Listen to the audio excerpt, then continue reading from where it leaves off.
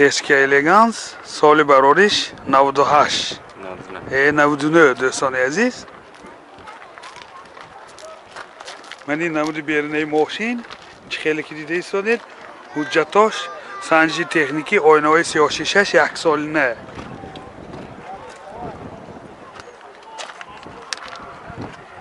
من این نمود از کفای ماشین منه حاضر از داخل سالن برای شما معلومات میدیم.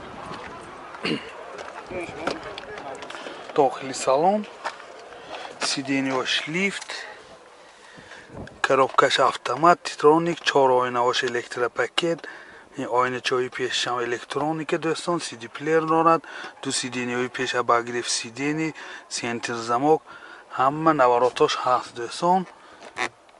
пробегаш 241,000 километр пробег. бисёр ҳолаташ хуб. боз мен инҷа люкам дорад.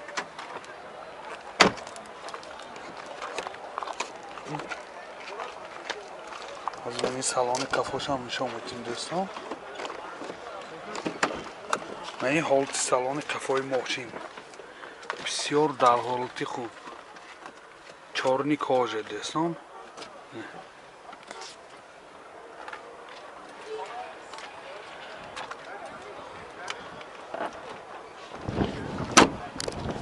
موتور 28 سوزشواریش گاز بنزین. گازش یورو 4. راستخود چند تا گاز کردی؟ 65 تا. راستخودش 10 تا گاز کردی 65 کیلومتر میگردد دوستان. بسیار موتورش هم حالتش خوب.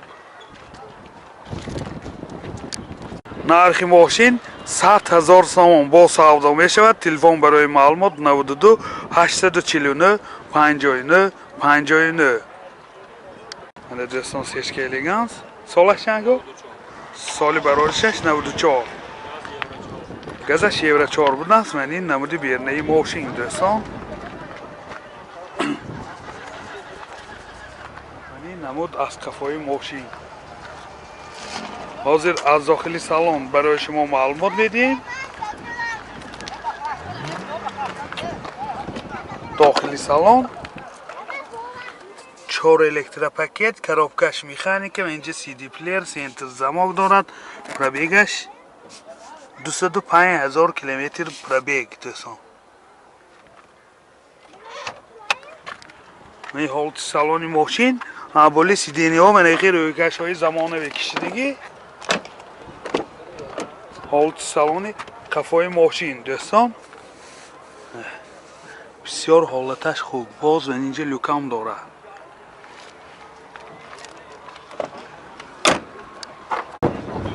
موتور 1.8 سوزشواریش گاز بنزین. گازش یورو 4. راستخود چقدره؟ راستخودش 10 تا گاز کردی 85 90 کیلومتر میگردد دوستان عزیز. من این حالت موتور ماشین. نرخ ماشین 33,000 سوم با سودا می شود. تلفن برای معلومات 918 17 08 00. مرسدس بنز 211 کوزوف سال برارش 2004 دوستان عزیز. من این نمود بیرونی ماشین.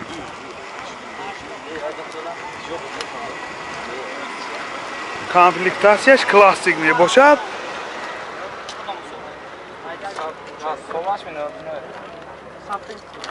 من این نمود از کفای ماشین. این بگاژش دوستان. بگاژش هم بسیار حالتاش خوب. من اینجا بالون زپاسکش است. اکومولاتورش نو دام کند. همون چیزی که ماشین به دکار هست. حاضر از داخلی سالن برای شما معلومات میدیم. داخلی سالن 4 الکتروپاکت. این 2 آینه‌چه‌های پیشم الکترونیک دوستان. коробкаш автомат سنتر замок دارد و اینجا CD پلیر دارد. کانسنیرش کار میکند. پرابیگش 212,000 کیلومتر پرابیگ. یادآور میشیم سیدینیاش هم لیفت رویلاش هم لیفت. همه نواراتاش هست. این پشتش هم یابک شده. این سالن کفای ماشین بسیار حالتاش خوب. منه اینجا مینی بار دارد. حالتاش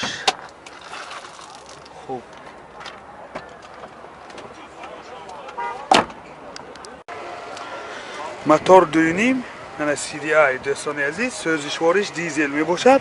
расходаш 10 تا و یکی سلیارکی که دی 100 تا اضافه میگردتون دوستان. این حالت موتوری ماشین. نرخ ماشین 65000 سوم با سودا میشود. تلفن برای معلومات 918 17 08 00. مرسدس بنز 210 کوزوف سال برارش 99 دوستان عزیز. من این نمود بیرونی ماشین من خیلی که دیده استاده نمود بیرونی ماشین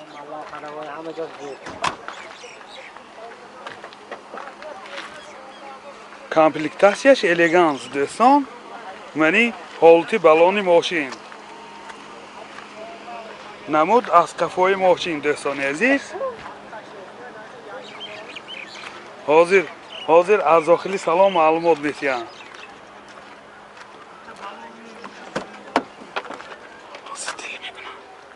داخلی سالن و این коробкаш автомат تیترونیک 4 الکتروپاکت دارد. CD پلیر سنتر زماک پرابیگ 359000 کیلومتر پرابیگ. من این حالت سالن ماشین автопилотش هم هست.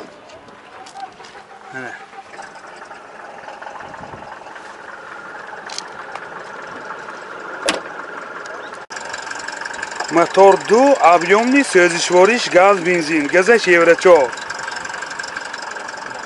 این حالت мотори ماشین دوستان عزیز. چخیلی که دیده سازیم حالت мотори ماشین. دوستان عزیز این صاحبش گفتن که 7 سال ماشین یک جای سادگی گفتن. نرخ ماشین 48000 سوم با سودا میشود.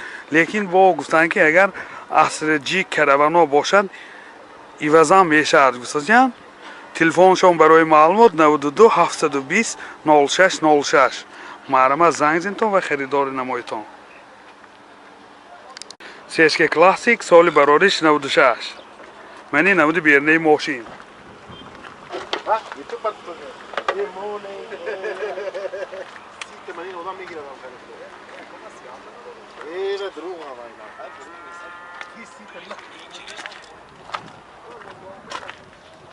نمود از کفای ماشین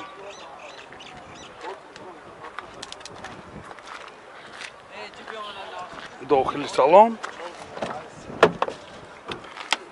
دو الکتروپاکت коробкаш تیترونیک من CD پلیر دارد. سنتر زماک پرابیگش 348000 کیلومتر پرابیگ. من این حالت سالن ماشین حوالی سیدینی ها مخیر روی کشای زمانوی کشیدگی. این حالت سالن کفای ماشین دوستان عزیز منه. باز من اینجا لوکام داره.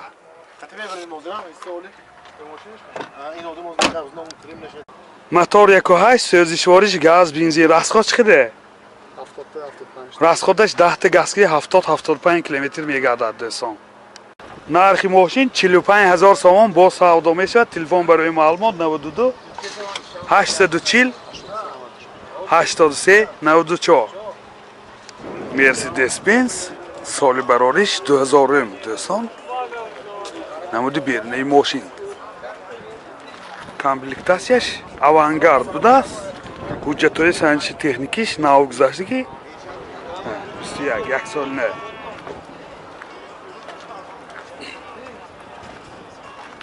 намуд аз қафои мошин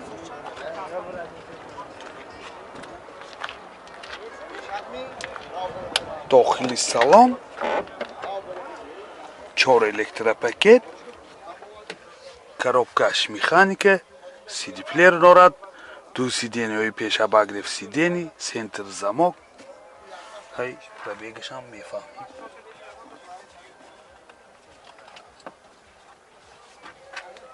ҳолати салони мошин сиденияш боз лиф. ҳолати салони кафои мошин